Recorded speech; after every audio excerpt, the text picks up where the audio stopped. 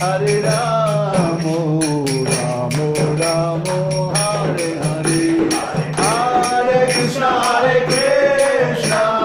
Krishna Krishna, Hare Hare, Hare Rama, Hare Rama, Rama Rama, Hare Hare, Hare Krishna,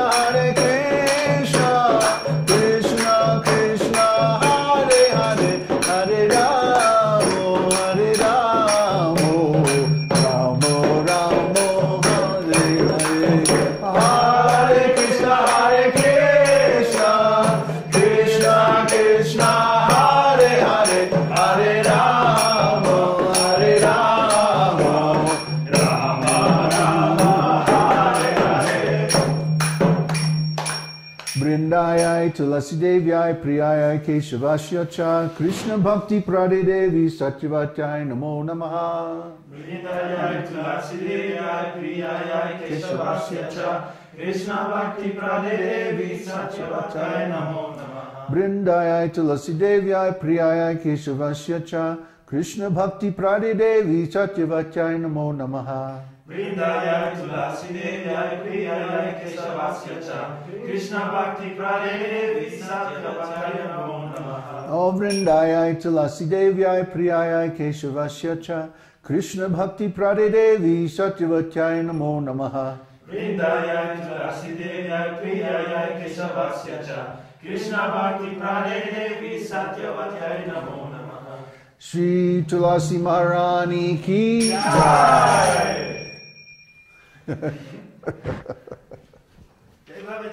Hare Krishna. Frikalacharya Ki Jai. My day is not complete until I freak somebody out. Okay. Keep with water. Put your hand and then throw it away. No, throw it away. And now you can take the spoon and put some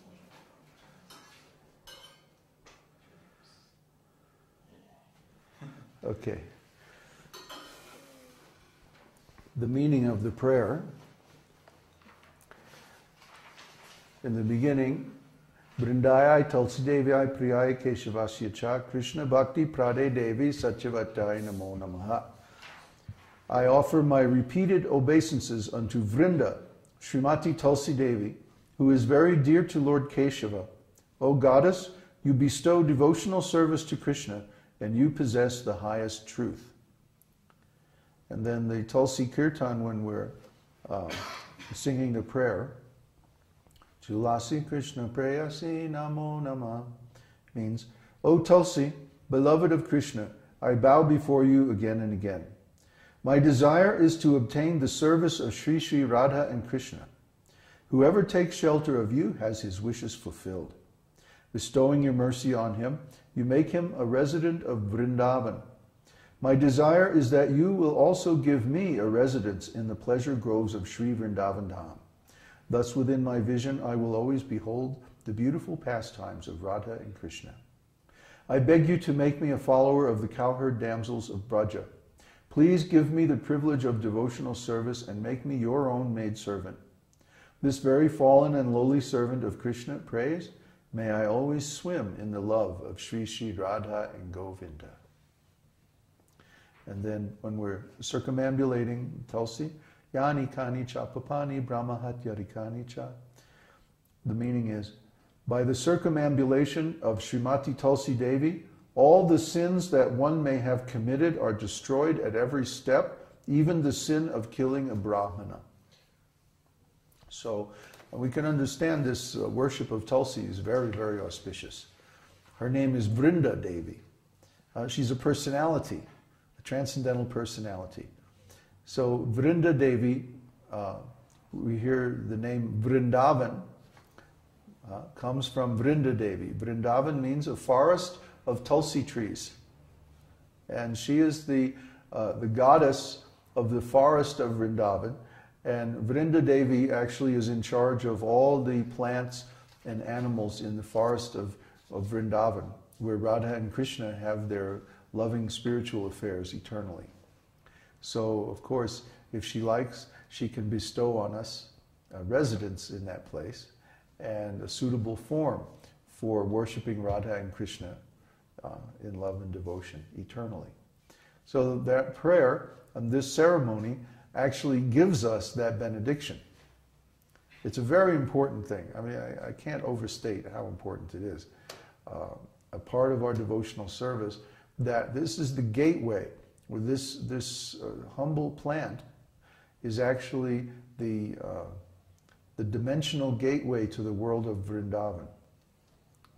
So if we perform this ceremony with faith and joy and worship Tulsi as a regular function, then we're assured of a place in the spiritual world in the pastimes of Radha and Krishna. So that's very nice. Now, can we get up the Sri Vishnu Sahasranam? Yeah. 19, Shloka 19. So it's been a really busy week since I got back from the US, and I haven't had time to make the podcast for Shloka 19, but we're going to study it anyway. Oh yeah, that's a good idea. Let's make this the podcast. Okay, we'll just take the audio track.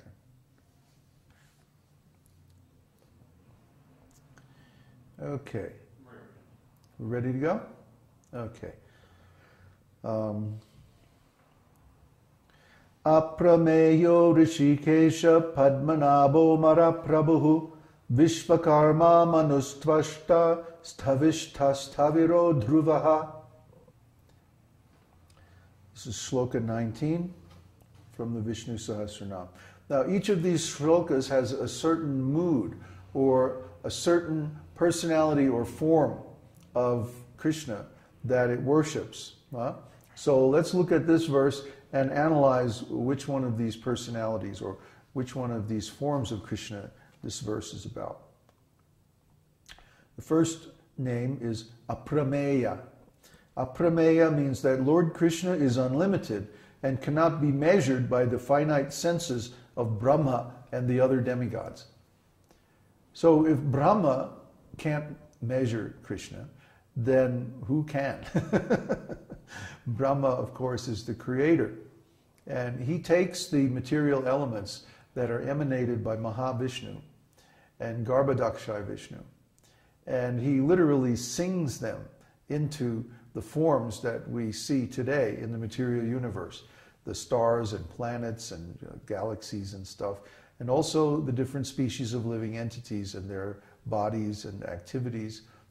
He's responsible for universal time.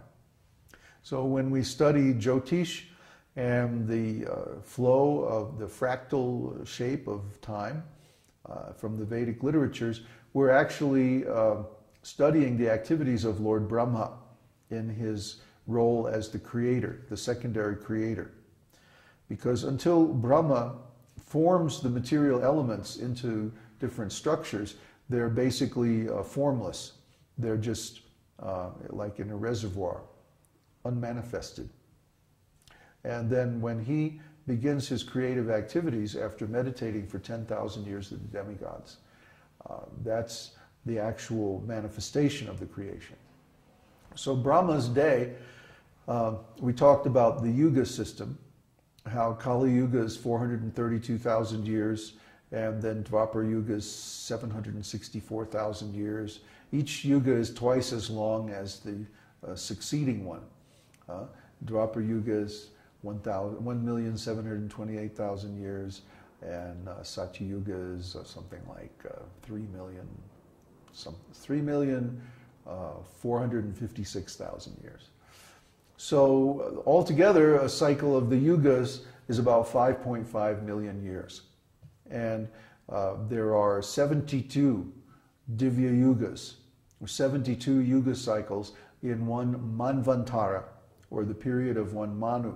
And there are 14 Manus in every day of Lord Brahma.